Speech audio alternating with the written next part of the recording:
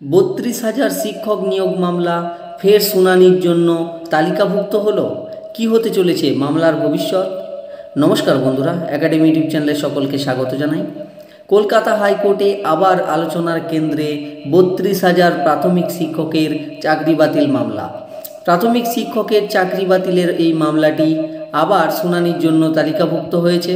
বিচারপতি তপব্রত চক্রবর্তী এবং বিচারপতি ঋতব্রত কুমার মিশ্রের বেঞ্চে এই মামলার শুনানি হবে। তো বন্ধুরা, আমরা এই ভিডিওতে মামলার বর্তমান পরিস্থিতি, মূল বিতর্ক এবং আদালতের সম্ভাব্য পর্যবেক্ষণ নিয়ে বিস্তারিতভাবে আলোচনা করব।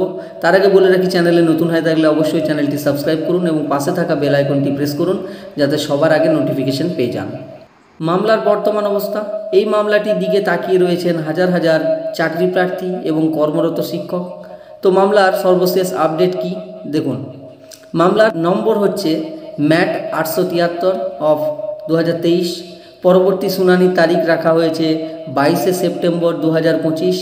এবং বিচারপতি কে আছেন না মাননীয় বিচারপতি তপব্রত চক্রবর্তী এবং মাননীয় বিচারপতি ঋতব্রত কুমার মিশ্র। মূল আবেদনকারী হচ্ছে পশ্চিমবঙ্গ প্রাথমিক শিক্ষা পর্ষদ। রেসপন্ডেন্ট হচ্ছে প্রিয়াঙ্কা নস্কর। এই মামলার সাথে আরও অনেক নতুন আবেদন যুক্ত হয়েছে, যা এই মামলাটিকে আরও জটিল করে তুলেছে। মামলার মূল বিষয়বস্তু। এই মামলার কেন্দ্রে রয়েছে 2014 সালের প্রাথমিক টেট পরীক্ষা এবং তার ভিত্তিতে হওয়া নিয়োগ প্রক্রিয়া। মামলাকারীদের পক্ষ থেকে আইনজীবী বিকাশ রঞ্জন ভট্টাচার্য দাবি করেছেন যে টেট পরীক্ষা এবং নিয়োগ প্রক্রিয়া একে অপরের সঙ্গে যুক্ত। তিনি টেট পরীক্ষায় দুর্নীতির অভিযোগ তুলে ধরেছেন।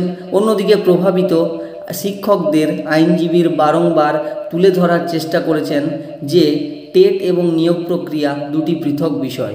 তাদের মতে যদি নিয়োগ প্রক্রিয়ায় কোনো সমস্যা থাকে তবে সেটিকে আলাদাভাবে দেখা উচিত, পুরো প্যানেল বাতিল করা উচিত নয়। আদালতের পর্যবেক্ষণ এবং সম্ভাব্য সমাধান। আদালতের পর্যবেক্ষণ অনুযায়ী বিচারপতিরা এই মামলার একটি দ্রুত সমাধান এবং স্থায়ী সমাধান খুঁজে চলেছেন। তারা শুধুমাত্র প্যানেল বাতিল করার পরিবর্তে একটি মধ্যম পন্থা বের করার দিকেই বেশি আগ্রহী বলে মনে হচ্ছে। বিচারপতিরা উভয় পক্ষের স্বার্থ রক্ষা করে একটি নিরপেক্ষ রায় দেওয়ার চেষ্টা করছেন, যাতে চাকরি প্রার্থীরাও ন্যায় পান এবং কর্মরত শিক্ষকরাও চাকরি সুরক্ষিত রাখতে পারে। বিচারপতিদের মতে সম্পূর্ণ প্যানেল বাতিল করা কোনো সমাধান হতে পারে না, যেমনটা এসএসসির 26,000 চাকরির ক্ষেত্রে দেখা গেছে, যেখানে কোনো পক্ষই লাভবান হয়নি। তাই যদি নিয়োগ প্রক্রিয়ায় কোনো নির্দিষ্ট ক্ষেত্রে দুর্নীতি প্রমাণিত হয় তবে শুধুমাত্র সেই অংশটি বাতিল করে বাকিদের চাকরি বহাল রাখার একটি সম্ভাবনা তৈরি হয়েছে। এই মামলাটি এখন একটি গুরুত্বপূর্ণ মোড়ে দাঁড়িয়ে আছে। আগামী দিনে আদালতের রায়ই নির্ধারণ করবে 32,000 শিক্ষকের ভবিষ্যৎ।